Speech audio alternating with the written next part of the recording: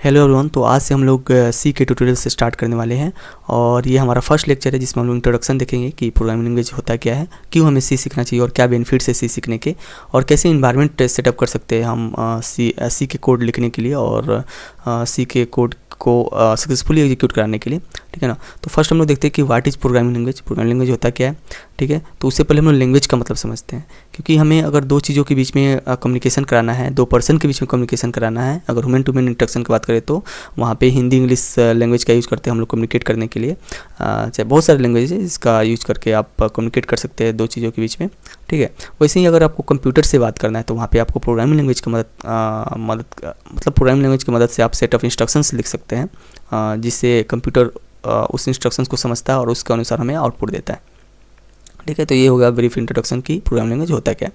ठीक है। सी हमें सीखना क्यों चाहिए, ये इस पे हम लोग बात करते हैं कि पहला बात तो ये हो गया कि सी बहुत ही फास्ट लैंग्वेज है, क्योंकि हार्डवेयर के पास से काम करता है। कोई भी हम प्रोग्राम जब हम सी में लिखते हैं और जो भी हम रिसोर्स चाहते हैं हार्डवेयर से, वो डायरेक्ट एक्सेस करके आपको देता है। दूसरी लैंग्वेज में जैसे कि पाइथन का अगर हम बात करें तो वहाँ पे अगर हम कोई भी पाइथन में प्रोग्राम लिखते हैं और हार्डवेयर से कोई रिसोर्स चाहते हैं हम, तो वहाँ पे बहुत सारे बीच में प्रोसेस आ जाते हैं। ठीक है ना। बहुत सारे प्रोसेस से होकर गुजरना पड़ता है उस हार्डवेयर तक, और वहाँ से फिर आपको रिसोर्स उस प्रोग्राम जो चाहता है वो मिलता है आपको। तो वहाँ पे बहुत सी समय लगता है, लेकिन सी में ऐसा क्या होता है कि सी बहुत ही क्लोज होता है हार्डवेयर से, तो वो डायरेक्ट एक्सेस करता है और इस तरह से सी बहुत ही फास्ट हो जाता है। अगर परफॉर्मेंस का बात करें तो इसलिए मतलब सी का जो जनरली यूज होता है ना, वो जनरली ऐसा एप्लीकेशन में यूज होता है जहाँ पे आपको परफॉर्मेंस का बहुत ज़्यादा ज़रूरत हो, जहाँ पे आपको मेमोरी मतलब बहुत ही एफिशिएंटली मेमोरी यूज करना हो उस एप्लीकेशन में, वहाँ पे सी का जनरली यूज करते हैं। सी का जनरली आप यूज जो करेंगे वो ऑपरेटिंग सिस्टम डेवलपमेंट के लिए होता है, टर्मिनल बनाने के लिए होता है, कर्नल के लिए बनाने के लिए होता है, नेटवर्क ड्राइवर्स बनाने के लिए होता है। ये जितने भी सॉफ्टवेयर मैंने अभी नाम लिए, ये परफॉर्मेंस बहुत ही ज़्यादा परफॉर्मेंस खोजता है ये एप्लीकेशन। तो जहाँ पे परफॉर्मेंस का ज़रूरत हो ज़्यादा, जहाँ पे मेमोरी इफिशिएंटली यूज करना हो, वहाँ पे हम लोग सी का यूज करते हैं। सी जनरली बनाया ही गया था ऑपरेटिंग सिस्टम डेवलप करने के लिए। डेनिस रिची सी का डेवलपमेंट किए थे और वो ऑपरेटिंग सिस्टम बनाने के लिए ही किए थे। यूनिक्स आपका जो ऑपरेटिंग सिस्टम है वो पूरा सी में ही लिखा गया है। ठीक है ना। तो सी का ये बेनिफिट्स है कि सी बहुत ही फास्ट लैंग्वेज है, ये हमारा हो गया। और सेकेंड इसका क्या है ना कि सी आप अगर सीखोगे ना तो आपका जो प्रोग्रामिंग का जो फाउंडेशन है वो बहुत ही अच्छा बिल्ड होता है। ठीक है ना। प्रोग्रामिंग क्या होता है उसका रियल एसेंस अगर आपको समझना है तो आपको सी सीखना चाहिए। ठीक है ना। सी सीख के आप अपना कंसेप्ट बिल्ड कर सकते हैं। प्रोग्रामिंग का जो कंसेप्ट है वो अच्छा खासा आप बिल्ड कर सकते हैं। कंप्यूटर कैसे काम करता है आपको वो समझ में आएगा सी सीखते वक्त। ठीक है ना। तो ये इसके बहुत सारे बेनिफिट्स हो जाते हैं। ठीक है। अब हम लोग देखते हैं कि इन्वायरमेंट सेटअप कैसे कर सकते हैं सी के। तो उसके लिए आपको कंपाइलर डाउनलोड करना पड़ेगा, MinGW। वो आप उसे डाउनलोड करके आप उसके जो भी पाथ है बीन वाला, जो बाइनरी एग्जीक्यूटेबल फाइल से उसका पाथ आप क्या करोगे कि इन्वायरमेंट वेरिएबल्स में आप पेस्ट कर दोगे, तो वहाँ से आपको मतलब सी का सेटअप हो जाएगा। हम अभी देख लेते हैं। ठीक है ना, कैसे सेटअप कर सकते हैं। अभी मैं क्या करता हूँ ना कि मैं यहाँ पे देख लो एक चीज़ मैं बता देता हूँ कि मैंने 1-इंट्रोडक्शन नाम का एक फ़ोल्डर बनाया है, और वहाँ पे मैं इंट्रोडक्शन का आज के लेक्चर फर्स्ट है ना, तो यहाँ पे मैंने इंट्रोडक्शन नाम से फ़ोल्डर बना के इसी में जो भी आज का लेक्चर है उसका कोड मैं लिखूँगा।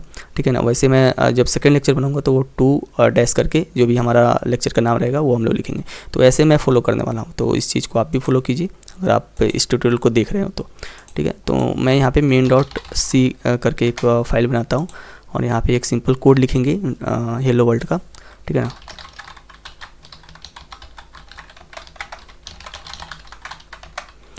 मैं सिंपली प्रिंट कर देता हूँ।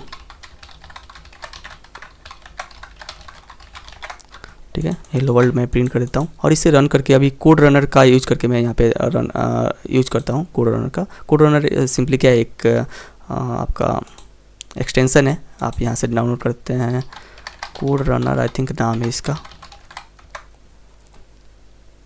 Code runner. तो मेरे में इंस्टॉल आती है, आप इंस्टॉल कर सकते हैं। ठीक है ना। यहाँ से आप क्लिक करके तो जो भी प्रोग्राम है वो रन हो जाएगा सी का। ठीक है। तो यहाँ पे मैं रन कर रहा हूँ तो रन हो जा रहा है। एक्चुअली 1 मिनट, मैं इसे ना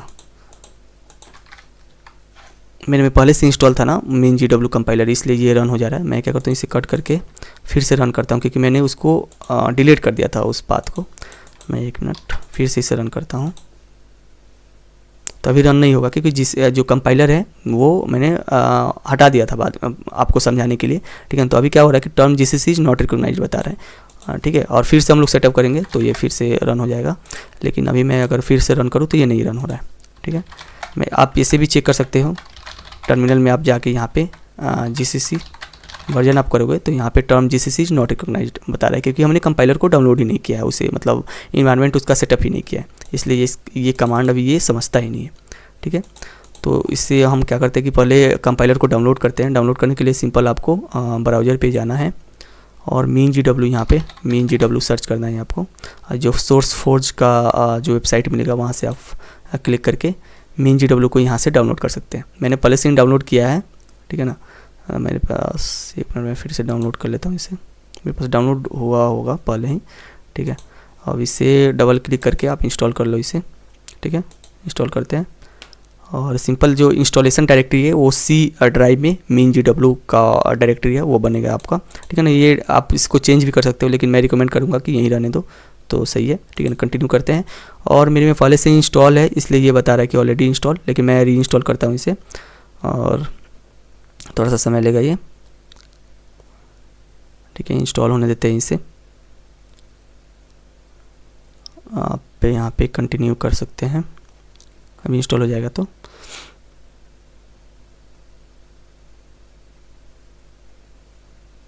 इसे मैं तब तक कट कर देता हूँ, इसे भी कट कर देता हूँ। कंटिन्यू करते हैं, ठीक है। हमारे पास इंस्टॉल हो गया GCC और G++ हमारे पास कमांड मिलता है यहाँ पे, इसे कट कर देते हैं, ठीक है। अब मैं इसे और यहाँ पे चेक करूँ GCC वर्जन, तो अभी भी रिकॉग्नाइज नहीं हो रहा है क्योंकि हमें एक बार ना विजुअल स्टूडियो कोड को कट करके फिर से ओपन करना पड़ता है, ठीक है।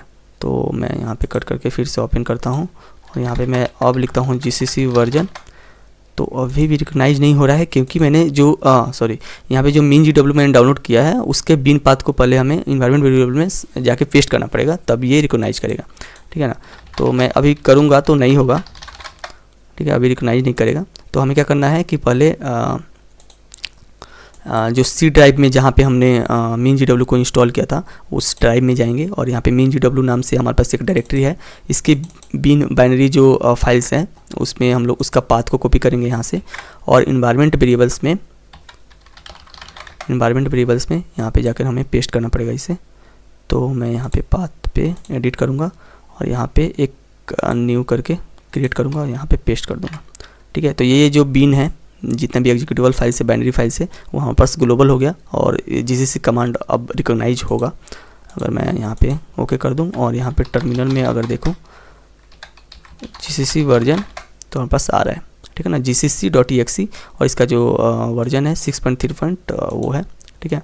तो ये हमारे पास रिकॉग्नाइज हो रहा है। अगर मैं इसी में इसमें करने की कोशिश करूँ GCC वर्जन तो अभी नहीं होगा क्योंकि एक बार इसको कट करके फिर से ओपन करना पड़ता है आपको, तब ये रिलोड होता है, ठीक है। अब मैं यहाँ पे GCC वर्जन करूँ तो यहाँ पे हम पास रिकॉग्नाइज हो रहा है, ठीक है। अब मैं इसे रन करने की कोशिश करूँ तो यहाँ पे रन हो जाना चाहिए, ठीक है। हेलो वर्ल्ड हमारे पास प्रिंट होके आएगा, देखो हेलो वर्ल्ड आपको प्रिंट करके आ रहा है, ठीक है। यहाँ पे main.exe एग्जीक्यूटिबल फाइल बना है इसका, आप ऐसे भी रन कर सकते हैं इसको करेंट डायरेक्टरी में main.exe, ठीक है। तो हेलो वर्ल्ड हमारे पास प्रिंट होके दिखाई दिया। अगर आप इसे मैं इसका दूसरा तरीका बताता हूँ क्योंकि यहाँ पे कोड रनर का हम जनरली यूज करते हैं कि डायरेक्ट क्लिक करके आप रन कर लेते हैं, लेकिन इसे कमांड से कैसे रन कर देंगे वो मैं बता देता हूँ आपको। तो इसे मैं डिलीट कर देता हूँ अभी और मैं यहाँ पे GCC main.c लिखूँगा, सॉरी GCC main.c, ठीक है। यहाँ पे रन कर रहा हूँ तो नो सच फाइल, सॉरी मुझे इस डायरेक्टरी में जाना पड़ेगा पहले, तो ओपन इंटीग्रेटेड टर्मिनल, ठीक है। तो GCC main.c मैं अभी करूँगा तो वहाँ पर एग्जीक्यूटिबल फाइल इसका बन गया होगा a.exe, क्योंकि डिफ़ॉल्ट जो नाम होता है एग्जीक्यूटिबल फाइल का वो a ही नाम होता है, ठीक है ना। आप इसे मतलब ऐसे कमांड भी दे सकते हो जिससे आप इस नाम को अपने अनुसार दे सकते हो। अगर मैं इसे अभी रन करने की कोशिश करूँ .a.exe, ठीक है, तो हेलो वर्ल्ड हमारे पास प्रिंट होके दिखाई दिया कि जो एग्जीक्यूटिबल फाइल है उसे रन करने के लिए सिंपल करेंट डायरेक्टरी में a.exe है तो वहाँ से हमने रन कर लिया इसे, ठीक है। अगर मैं दूसरा नाम से इसे रन जो एग्जीक्यूटिबल फाइल है वो दूसरा नाम उसका रखना चाहता हूँ मैं, तो सिंपल जब हम बिल्ड करेंगे इसे main.c वहाँ पे -o करके आप कोई भी नाम यहाँ पे हर्ष जैसे मैं यहाँ पे नाम देना चाहूँ तो हर्ष के नाम से हमारे पास एग्जीक्यूटिबल फाइल बन जाएगा यहाँ पे हर्ष.exe और इसे हम लोग रन कर सकते हैं hars.exe, ठीक है। तो यहाँ पे हेलो वर्ल्ड हमारे पास प्रिंट होके दिखाई दे दिया, ठीक है ना। तो ऐसे आप कमांड की मदद से आप प्रोग्राम ये रन करा सकते हैं। पहले तो आप बिल्ड कराओगे तो वहाँ पे एग्जीक्यूटेबल फाइल बनेगा, और एग्जीक्यूटेबल फाइल को आप ऐसे करके सिंपल उसका नाम लिख के आप रन करा सकते हैं। तो जो भी चीज़ इसमें लिखा रहेगा वो चीज़ आपको प्रिंट होकर दिखाई दे देगा। जैसे मैं यहाँ पे कुछ और भी एडिट करने की कोशिश करूँ, और मैं अब hars.exe करूँगा तो देखो हेलो वर्ल्ड ही आएगा, क्योंकि फिर से आपको बिल्ड करना पड़ेगा इस फाइल को, और एक नया एग्जीक्यूटेबल फाइल बनेगा, और वहाँ से आप उसे रन करोगे तब आपको चेंजेस दिखाई देंगे, ठीक है ना। तो मैं CLS करता हूँ, यहाँ पे क्लियर करता हूँ, और GCC के जगह ना आप G++ भी यूज कर सकते हो, ठीक है ना। तो दोनों कमांड काम करता है यहाँ पे। तो G++ main.c, और मैं main.c ही डायरेक्ट करता हूँ और इंटर करता हूँ, ठीक है। तो .e.exe करूँगा तो हेलो वर्ल्ड यहाँ पे प्रिंट, हेलो वर्ल्ड और ये सारे प्रिंट हमारे पास हो रहा है। अगर मैं .hars.exe करूँ तो हेलो वर्ल्ड ही प्रिंट होगा। क्यों? क्योंकि G++ main.c जब हम करते हैं तो वो जो चेंजेस, जो एग्जीक्यूटेबल फाइल में जो चेंज करता है वो डिफ़ॉल्ट e.exe में ही चेंज करेगा, क्योंकि वो डिफ़ॉल्ट उसका फाइल नेम है, हर्स में चेंज नहीं करेगा, ठीक है ना। अगर मैं हर्स में चेंज कराना चाहता हूँ तो G++ main.c -o हमारे पास जो हर्स डॉट जो हमारा हम हर्स में चेंज कराना चाहते हैं तो हर्स मैं लिखूँगा यहाँ पे और इंटर करूँगा। तो अब मैं इसमें hars.exe करूँगा तो हमारे पास जो चेंजेज है वो यहाँ पे रिफ्लेक्ट होके दिखाई देंगे, ठीक है ना। तो इस तरह से हम कमांड का यूज करके इससे बिल्ड करके और इसका जो एग्जीक्यूटेबल फाइल होगा उसे रन करा सकते हैं। तो ये हमारा इंट्रोडक्शन वीडियो था, ठीक है ना। इससे आगे जितने भी लेक्चर्स आएंगे, ये वेरिएबल्स क्या होते हैं, कैसे आइडेंटिफायर्स होते हैं, ठीक है ना, क्या कीवर्ड्स होते हैं, ये हम लोग आगे के लेक्चर में देखने वाले हैं, ठीक है। तो मिलते हैं अगले वीडियो में।